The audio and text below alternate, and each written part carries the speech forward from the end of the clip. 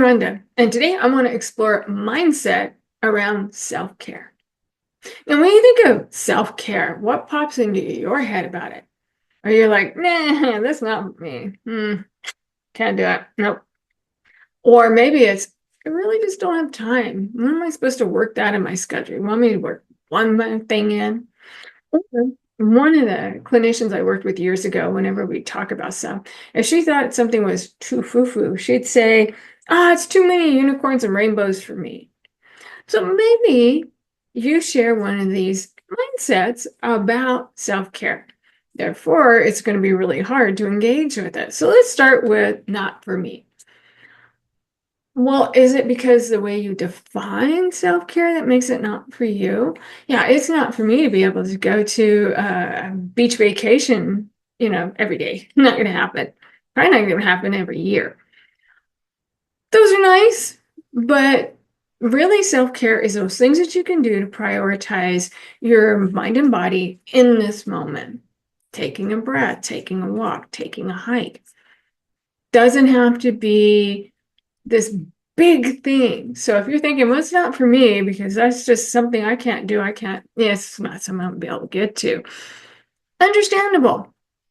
Maybe it's time to look at your definition of what self-care is and realize it's just prioritizing yourself for a few minutes every day, doing something you probably already do or want to do or used to do that you could re-engage with now. Okay, man, I just don't have time. I hear this one from clients all the time. It's like, gosh dang, I'm between taking care of kids and working and all this.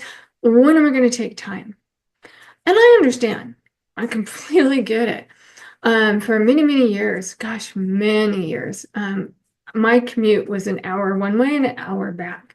And so I'd get up, get the kids, go to hide, and I was leaving before they even got to school. And I drive to work and then at work all day and drive home, get meals, feed kids, get dog, homework, and then bed. Wow, there's not a lot of time in that. So I was like, okay, so note to self, what can I do?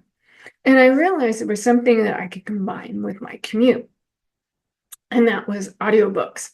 I love books.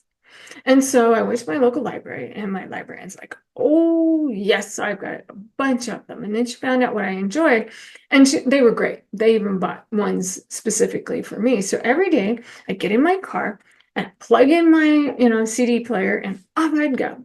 And so for an hour to work, instead of thinking about work, I was listening. Once I got to work and did my job, and then I get back in my car, I was unwinding from work by listening to the story. So finding things that will work with your very busy schedule.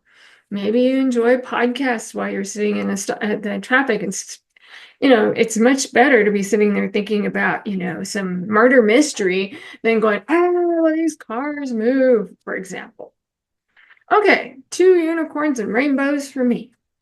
Okay, well, yeah, it's not a surprise if you believe that, oh, self-care is this foo-foo thing, yeah.